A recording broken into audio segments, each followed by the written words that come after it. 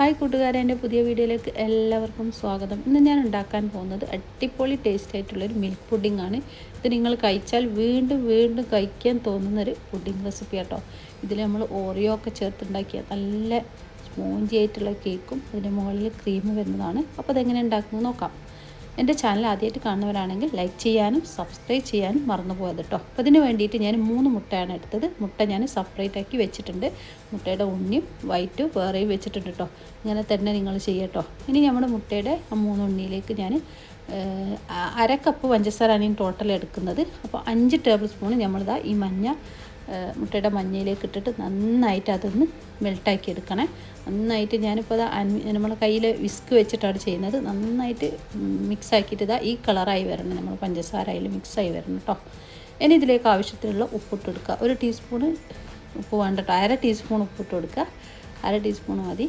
നമ്മളിതിലേക്കാണ് ഇപ്പോൾ ഉപ്പൊക്കെ ഇട്ട് കൊടുക്കുന്നത്, മഞ്ഞക്കറിയിലേക്ക്. ഇനി നമുക്കിതിലേക്ക് 2 ടേബിൾ സ്പൂൺ പാൽ ഒഴിച്ച് കൊടുക്കുക. അത് നന്നായി മിക്സായി വന്നതിന് ശേഷം വാനില എസൻസ് 1 ടീസ്പൂൺ ഒഴിച്ച് കൊടുക്കുക.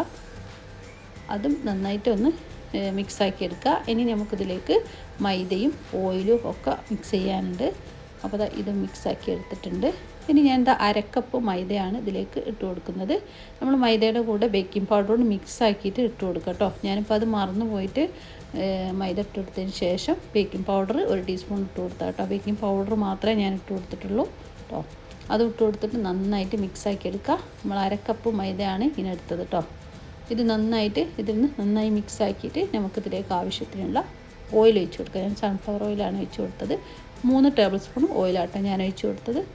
അത് ഒഴിച്ച് കൊടുത്തിട്ട് ഇത് മിക്സ് ആക്കിയിട്ട് ഒരു ഭാഗത്തേക്ക് മാറ്റി വെക്കുക. ഇനി നമുക്ക് വേണ്ടത് നമ്മളെ മുട്ടയുടെ വൈറ്റില്ലേ, വൈറ്റ് എടുത്തിട്ട് നന്നായിട്ട് ബീറ്റ് ചെയ്തെടുക്കണം കേട്ടോ.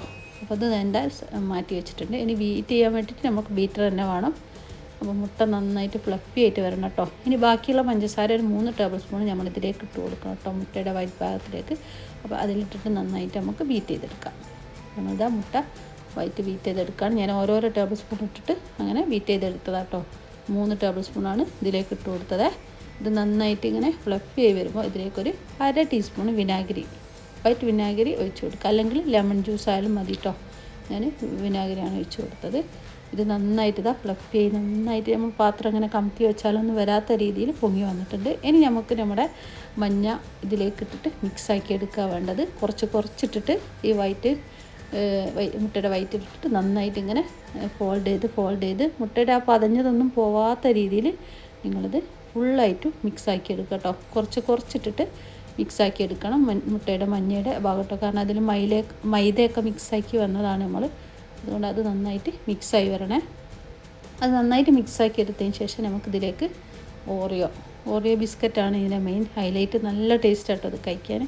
അപ്പോൾ ഇതിൻ്റെ കേക്കും അതിൻ്റെ ആ ക്രീമും നല്ല ടേസ്റ്റാണ് ഇതിൻ്റെ കൂടെ കഴിക്കാൻ. അപ്പോൾ തന്നെ നമ്മളതൊന്ന് ഒരു പേക്ക് പൊട്ടിച്ച് നമ്മൾ ഈ കേക്കിൻ്റെ മിക്സിലേക്ക് ഇട്ട് കൊടുക്കുക. നന്നായിട്ട് അതൊന്ന് മിക്സാക്കി എടുക്കുക. ഇനിയൊന്നും ചെയ്യാനില്ല, നമുക്കിത് 180 ഡിഗ്രിയിൽ 35 മിനിറ്റ് ബേക്ക് ചെയ്തെടുക്കാം കേട്ടോ. ഞാനിപ്പോൾ അത് അങ്ങനത്തെ ഒരു സ്ക്വയർ പാത്രത്തിലാണ് ബേക്ക് ചെയ്തെടുക്കുന്നത്. ഇതിൽ തന്നെയാണ് ഞാൻ സെറ്റാക്കുകയും ചെയ്യുന്നത് കേട്ടോ നമ്മളെ കേക്ക് പുഡിങ് കേക്കിൻ്റെത്. അപ്പോൾ നന്നാക്കി ഇത് ഒന്ന് ടാപ്പ് ചെയ്ത് കൊടുക്കുക. എന്ന് വേണമെങ്കിൽ ഒരു സ്പൂർ വെച്ചിട്ട് ഒന്നിങ്ങനെ ആക്കി കൊടുത്താൽ അതിൻ്റെ ബബിൾസൊക്കെ പോട്ടോ. അപ്പോൾ ഞാൻ ബേക്ക് ചെയ്തെടുത്തിട്ടുണ്ട്. ഇനിതാ 35 മിനിറ്റ് എടുത്തിട്ടുണ്ട് കേട്ടോ. നന്നായിട്ട് പൊന്തി വന്നിട്ടുണ്ടല്ലോ, സ്പോഞ്ച് കേക്കാണ്. ഇനി നമുക്കിതിലേക്കുള്ള ഒരു സിറപ്പ് റെഡിയാക്കാനുണ്ട്. അതിന് വേണ്ടിയിട്ട് കണ്ടൻസ് മിൽക്ക് വേണം, പാല് വേണം, എവാപ്പറേറ്റഡ് മിൽക്കും വേണം കേട്ടോ. 1/2 കപ്പ് പാലെടുക്കുക, 1/2 കപ്പ് എവാപ്പറേറ്റഡ് മിൽക്ക് എടുക്കുക, പിന്നെ കണ്ടൻസ് മിൽക്ക് മധുരത്തിന് വേണ്ടിയിട്ട് എടുക്കുക കേട്ടോ. അപ്പോൾ ഇത് 3 കൂടി മിക്സ് ആക്കിയിട്ട് വെക്കുക. ഇത് നമുക്ക് കേക്ക് അതിൻ്റെ മുകളിൽ ഒഴിച്ച് കൊടുക്കാൻ വേണ്ടിയിട്ടാണ്. കേക്ക് നന്നായിട്ട് വെറ്റാക്കി എടുക്കാൻ വേണ്ടിയിട്ടാണ് കേട്ടോ. അപ്പോൾ ഞാൻ കണ്ടൻസ് മിൽക്ക് മധുരത്തിനനുസരിച്ച് ഒരു 3 ടേബിൾ സ്പൂണാണ് ഞാൻ ഒഴിച്ച് കൊടുത്തത്. നിങ്ങൾക്കതിൽ കൂടുതൽ മധുരമാണെങ്കിൽ കുറച്ചുകൂടി ഒഴിച്ച് കൊടുക്കാം കേട്ടോ. എന്നിട്ട് നന്നായിട്ട് അത് മൂടി മിക്സ് ആക്കിയതിന് ശേഷം നമ്മൾ കേക്ക് ഒന്ന് ഒരു ഫോക്ക് വെച്ചിട്ടോ ഈർക്കിൾ വെച്ചിട്ടോ ഒന്ന് നന്നായിട്ട് കുത്തി കൊടുക്കുക. നന്നായിട്ട് ഇങ്ങനെ ഹോൾസാക്കി കൊടുത്തതിന് ശേഷം നിങ്ങൾ അതിൻ്റെ മുകളിലേക്ക് നമ്മൾ ആ മിൽക്ക് ഒഴിച്ച് കൊടുക്കാൻ വേണ്ടി കേട്ടോ. ഈ മിൽക്ക് കേക്കിന് നന്നായിട്ട് അത് പാൽ നന്നായിട്ട് അതിൽ കുടിച്ച് കിട്ടണം, എന്നാലേ നല്ല ടേസ്റ്റ് ഉണ്ടാവും കേട്ടോ.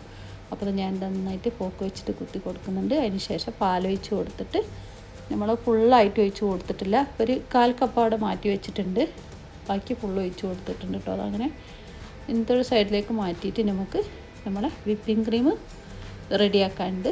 അപ്പോൾ അതൊന്ന് അപ്പോഴേക്കും നന്നായിട്ട് കേക്ക് നന്നായിട്ട് സോഫ്റ്റായിട്ട് വരും, നന്നായിട്ടത് ആ പാലൊക്കെ അബ്സോർബറായിട്ട് കേട്ടോ. ഇനി നമ്മൾ വിപ്പിംഗ് ക്രീം അൽമറായിൻ്റെ ആണ് എടുത്തത്. അത് എനിക്ക് അത്ര ഒരു ഗുണം തോന്നിയിട്ടില്ല ഈ വിപ്പിംഗ് ക്രീം. അത് നന്നായിട്ട് ബീറ്റ് ചെയ്തിട്ടും നമ്മൾ വിചാരിച്ച ക്രീമായി വന്നിട്ടില്ല. അപ്പോൾ ഞാനിത് തന്നെ ഇതാ യൂസ് ചെയ്തിട്ട് ഞാനിതെല്ലാതിനും എടുക്കൽ മാക്ടോപ്പിൻ്റെ വിപ്പിംഗ് ക്രീം അതിന് എടുക്കൽ. അത് കിട്ടാത്തത് കൊണ്ട് ഇത് വാങ്ങിയതാണ്. അപ്പോൾ ഇതിലേക്ക് കണ്ടൻസ് മിൽക്ക് മധുരത്തിന് ഇട്ട് കൊടുക്കുക, എന്നിട്ട് നന്നായിട്ട് ബീറ്റ് ചെയ്തെടുക്കുക. ഇതിലേക്ക് വനില എസൻസ് ഒഴിച്ച് കൊടുക്കുക കേട്ടോ, ഫ്ലേവറിന് വേണ്ടിയിട്ട്. അപ്പോൾ ഇത് നന്നായിട്ട് ഞാൻ ബീറ്റ് ചെയ്തെടുക്കുകയാണ്. ഇത്ര ബീറ്റ് ചെയ്തിട്ട് നമ്മളത് നമ്മളെ പുഡിങ്ങിനും കേക്കിനും ഒക്കെ വരുന്ന ആ ടെക്സ്ചറിലേക്ക് നമ്മളെ ഈ ക്രീമായി കിട്ടുന്നില്ല. ഈ രീതിയിലായി കിട്ടുന്നത് എത്ര ബീറ്റ് ചെയ്തിട്ട് കേട്ടോ. പിന്നെ ഞാനിതിലേക്ക് നമ്മളെ ഓറിയോൻ്റെ ബിസ്ക്കറ്റ് പൊടിച്ച് ഇതിലേക്ക് ഇട്ട് കൊടുത്തിട്ടുണ്ട്. അത് മിക്സാക്കി എടുക്കുക.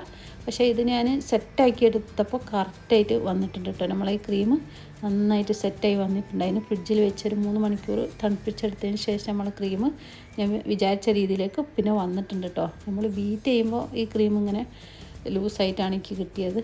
പക്ഷേ നമ്മൾ സെറ്റാക്കിയപ്പോൾ കറക്റ്റായി വന്നിട്ടുണ്ട്. അപ്പോൾ നമ്മളിത് കേക്കിൻ്റെ മുകളിലേക്ക് ആ വിപ്പിംഗ് ക്രീമിൻ്റെ ലെയർ അങ്ങ് വെച്ച് കൊടുത്തിട്ടുണ്ട്. ഇനി ഇതിൻ്റെ മുകളിലേക്ക് നമുക്ക് കുറച്ചുകൂടി നമ്മളെ ഓറിയോ ബിസ്ക്കറ്റ് പൊടിച്ച് ഇതിൻ്റെ മുകളിൽ ഇട്ട് കൊടുക്കുക. നല്ല ടേസ്റ്റാണിത്. 3 മണിക്കൂർ ഫ്രിഡ്ജിൽ വെച്ചിട്ട് തണുപ്പിച്ചിട്ട് കഴിക്കുക. അടിപൊളി ടേസ്റ്റാണ്. അപ്പോൾ എല്ലാവരും ഒന്ന് മസ്റ്റായിട്ട് ട്രൈ ചെയ്ത് നോക്കാണ്ട്. നമുക്ക് വിരുന്നുകാർ വരുമ്പോൾ ഈദിനും പെരുന്നാളിനൊക്കെ ഉണ്ടാക്കാൻ പറ്റിയ അടിപൊളി പുഡിംഗ് കേട്ടോ. അപ്പോൾ എല്ലാവരും ട്രൈ ചെയ്ത് നോക്കിയിട്ട് ഫീഡ്ബാക്കൊക്കെ അറിയിക്കുക. പിന്നെ ആദ്യമായിട്ട് കാണുന്നവരാണെങ്കിൽ ലൈക്ക് ചെയ്യാനും ഷെയർ ചെയ്യാനൊന്നും മറന്നു പോയത്. പിന്നെ ഇതിൻ്റെ മുകളിൽ നമ്മൾ ബാക്കി വന്ന മിൽക്കില്ലേ, അത് ഒഴിച്ച് കഴിക്കാൻ വേണ്ട കേട്ടോ. ഇനി എല്ലാ റെസിപ്പിയായിട്ട് അടുത്ത് വരാം. ബായ്.